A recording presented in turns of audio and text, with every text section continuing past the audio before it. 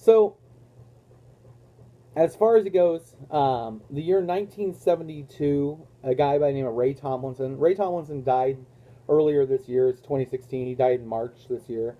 And he's actually considered the inventor of the email. And he's sort of known as most famously how he invented it was he invented the idea that you need a name, but you need this at symbol to say which computer you're sending it to. And so he kind of created they were looking for some way to distinguish that, and he decided the at symbol would be good, or he suggested it, and they decided to go with it.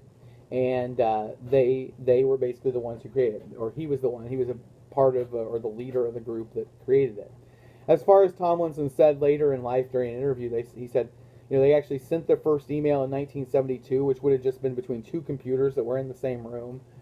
They sent a message, and then they sent a message back. And what he said, people asked him what was the first message, and he basically said, I have no idea. It was such a significant event, but yet the content was so insignificant that he couldn't even remember what it was. So that gives you a little bit of an idea.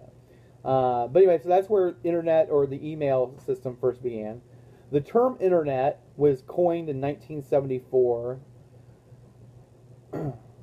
and by 1979, a graduate student named Steve Bellevin created a thing called Usenet, which would allow computers to connect to one another. And that was sort of, this would have been something you had to dial in and connect them, and it would have been fairly slow, and there would have been very few people doing it, but it would have been the precursor to it. In 1992, though, there was the creation of what was known as, or called, the World Wide Web, which was sort of a network of computers. You could use browsers and things to access it. And at that point, there were 1.1 million people connected, or computers on the World Wide Web, or the Internet. Now, that's kind of interesting because 1.1 million is a lot, but yet 1.1 million is nothing compared to probably today, if you were talking about the number of computers on the Internet, or connect to the Internet. It's probably in just in the United States, in the billions, and then the worldwide is probably in the tens of billions. I say billion here in the United States. That might be a little bit of an overestimate, but I know personally. 1, 2, 3, 4,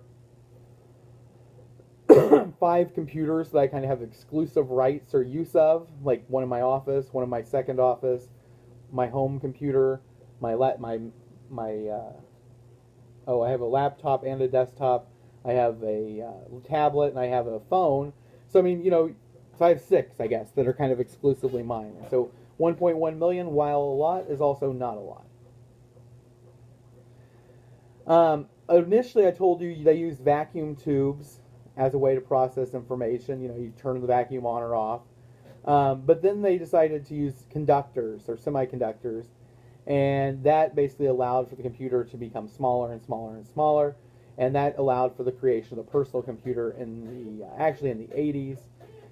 As far as other things go, just sort of things along the way, in 2006, tablets were first created. Tablets were sort of,